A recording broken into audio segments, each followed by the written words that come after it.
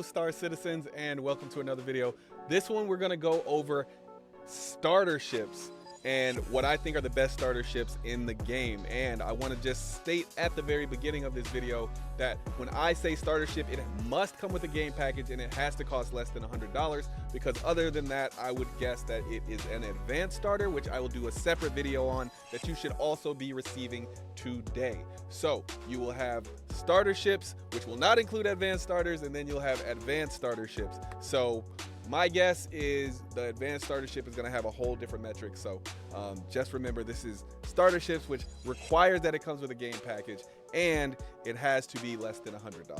Okay, so before I get into that, I just want to say still 2 contests going on. Our normal monthly contest. Make sure you like or dislike all the videos from this month. Make sure you leave a comment on all the videos from this month, and make sure you're subscribed and you'll be entered to win. Then our second contest, you have to make sure you sign 2 people up for the game, make sure they purchase the game, and then make sure you have a third person that purchases the game using any other code. It doesn't have to be my code, but the first 2 have to be my code, and then we will make sure you get those ships that are still available, which is the MPUV tractor, the NERSA, the MPU, and the MPUV tractor, the NERSA, and what was the third one? And Aurora MR. So that's a whole pack with lifetime insurance and the game.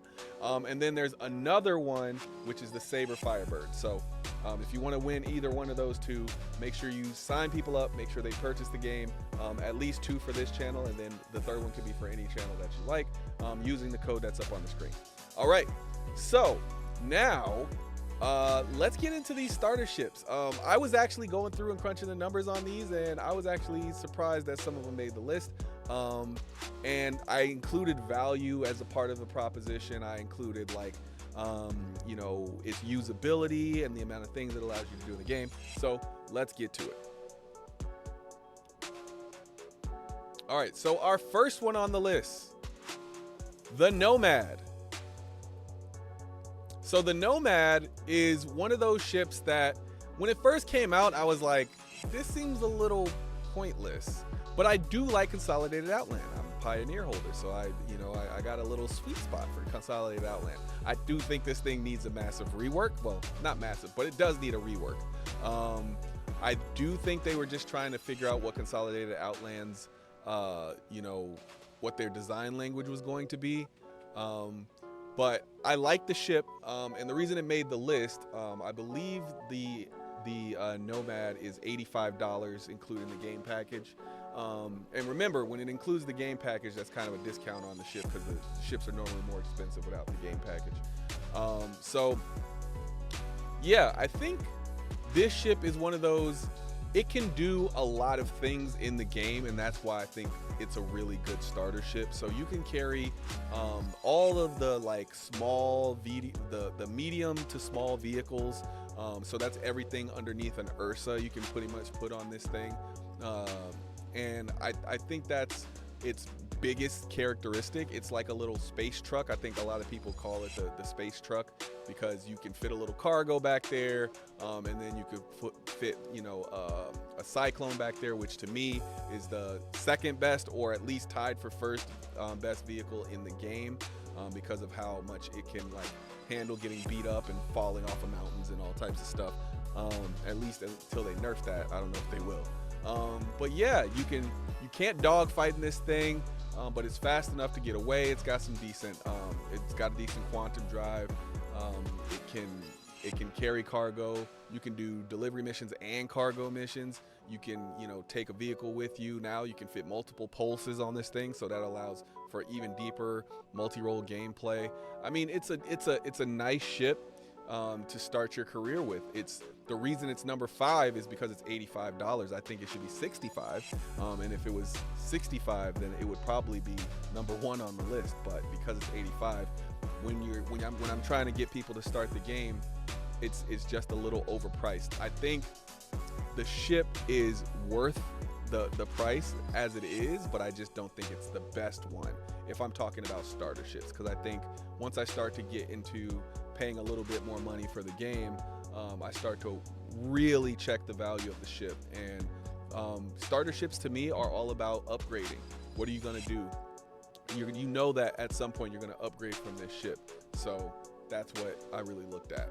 All right, moving on to the next one, number 4. The Arrow. The Arrow is number 4. And the reason it's number 4, it's a little expensive. I think the Arrow is $90 with the game package. And that makes it pretty expensive for a starter ship. And that's why it's number 4 and not lower, because the Arrow is actually one of the best fighters in the game. I don't think right now, as a 3.2, 3.1, it's the best fighter. I think it's probably second best to the Buccaneer right now. It's like as far as fighters, but you know, that changes, the meta changes. But one thing that is consistent is that the Arrow is always near the top of the list. So you get this, you do a bunch of LRTs. What is it going to be? LRTs or BLRTs, then LRTs. I think you can get all the way up to HRTs if you're a good enough pilot with this.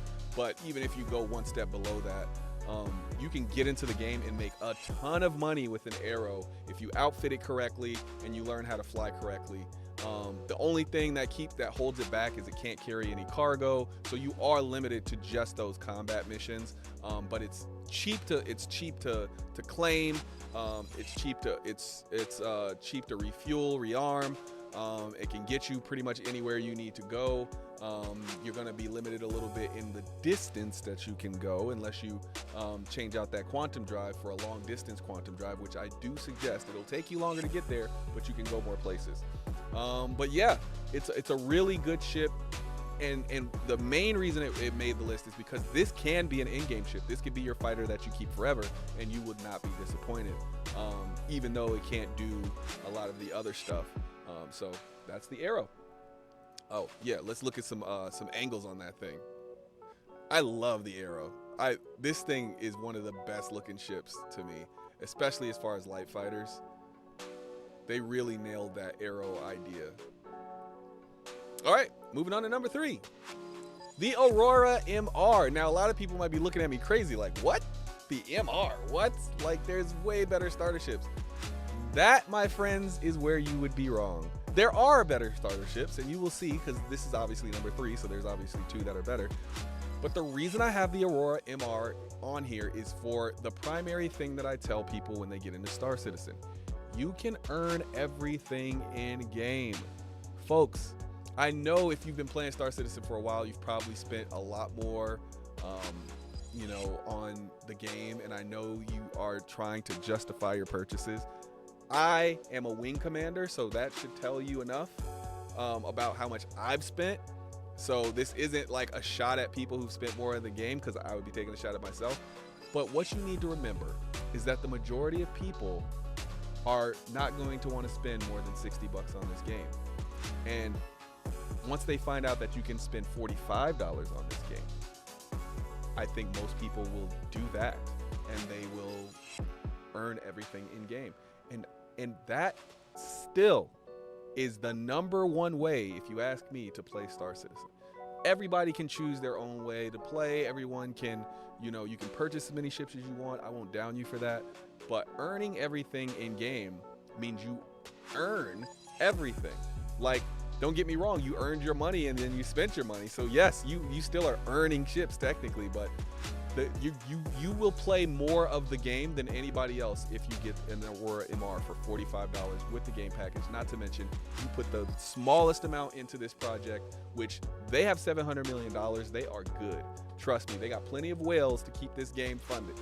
So yeah, I still think the Aurora MR is, you can do box missions. You can do some VLRTs with it. You just change out the weapons. And of course you can do bunkers. You can do a bunker mission and get back in. So there's three gameplay loops that you can play. And by the time you finish like 2 or 3 rounds of each of those, you'll already be ready to upgrade it to something like our next ship, the Avenger Titan. Now, this one might upset a few people because they might put this at number 1. But the biggest reason that this is not number 1 is because it's $75. That's $30 more than the MR. So you might be asking, well, I just said the MR you can quickly upgrade to a Titan, so why would the Titan be number 1? Well, that's because it adds 3 gameplay loops more because it has a walkable interior and cargo. So it adds other game loops. And now you can fit an LX on this thing. I'm pretty sure you can fit an LX on this thing, which means it can carry a small vehicle along with it. So yeah, this thing, and not to mention it's one of the better fighters in the game as a 3.2, 3.1, which I think the Warlock is a little better. But if I'm you know, I only spent a little bit of time playing so far, but from my experience, it seemed like the Warlock was just a little bit better. But the Warlock doesn't come with the game package, so it's the Titan. And yeah, I think if I was going to start someone in Star Citizen, it's going to either be this ship or my number 1. It's going to be 1 through 3 that I'm going to tell them. And I'm just going to ask them what do they want to do in the game and how much are they willing to spend. And I think these 3 price points are really the most that I would suggest people pay into this game, especially if they're brand new. And mostly because these are the prices of AAA games now anyway. $75 is, you know, with tax would have been, I mean, $75 with tax is about how much you'd spend on a AAA game these days. So it's part of the reason why I would say, like, this is probably the most expensive ship that I would suggest people get. And it just really depends on what you want to do in the game and how much people are willing to spend. But this ship, it can fight, it can carry cargo, it can fit a small, the tiniest vehicle that we have.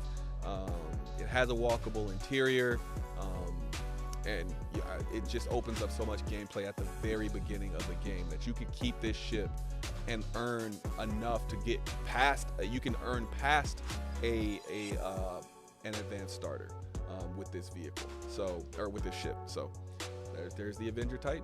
And then lastly, but not leastly, wait, hold on. We gotta do some angles here, just so you can see. This ship is also very pretty. And did I do oh, I didn't do angles with the MR either. There you go. There's some angles for the MR.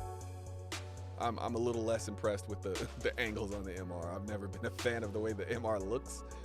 I just feel like the wings are a little useless and it could be a little smaller, but yeah, there you go. Now our number 1 is the Cutter.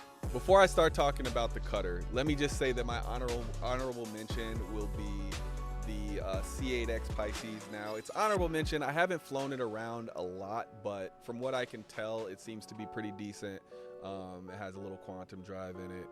So, you know, you can get around a lot with it. It fits in more hangars than most small ships. But the only reason it didn't make my list is because it's $60, and I really, really feel like it should be $50. Because I just feel like we go from 45 straight to 60, and it should be 50 or 55, so I think it's a little overpriced. Whereas the Cutter is $60, and it earns that $60. So one of the few things that I said, the thing about the Cutter is the Cutter can fit a STV, and that's the difference between this ship and the Titan. The Titan cannot fit an STV, the Cutter can fit an STV. On top of that, this ship has really good fuel inside of it. Now the Rambler got a little bit of a bump and upgrade, so it's a little good. This one has some decent weapons on it. It's a little tougher, and on top of that, this can fit now 2 vehicles, because it can fit an STV and it can fit a Pulse. So now you can take 2 vehicles with you, opening up even more multi-role gameplay. So if you get 3 people on this thing, and you can take 3 people with you and only spend $60 on the game, which is the proverbial standard for how much video games cost nowadays. So I don't think it's a stretch to try to get people to spend $60 on a video game, and that's why I think the Cutter is the number 1, because it stretches that line, or it straddles that line, not stretches it. It straddles that line between the more expensive $75, which is kind of the top of what people should spend on a video game, and if they're willing to do that, they should get the Titan. And then the bottom, which is the MR, which is if you want to earn everything in game, which is a perfectly valid way to go about it, which is $45. So $60 is right there in the middle, which is why this is the number 1 ship, because I think $60 is not a big ask of most people if they want to play a video game. And I think the extra $15 is worth what you get out of this ship, because again, you can keep this ship longer than you would you're definitely gonna keep this ship longer than the MR. You're definitely, I mean, of course you could just choose to keep your ship as long as you want to, but I think you can keep this ship for a really long time and it'll still be useful to you. The same thing with the Titan. Just the cost of maintenance and upkeep, and you know what it can do in the game, you know, is really what it's about. You're gonna earn up from this ship fairly quickly. So yeah, those are my top 5 starter ships. Look out for the advanced starter ships. If you were thinking that something should be on this list, it'll probably be in the advanced starter list, especially if it's over $100. And advanced starters, I'm not going to require to have a game package, but I'll have other metrics, so look forward to that. All right, that's it for this one. I will see you in the next one. Peace.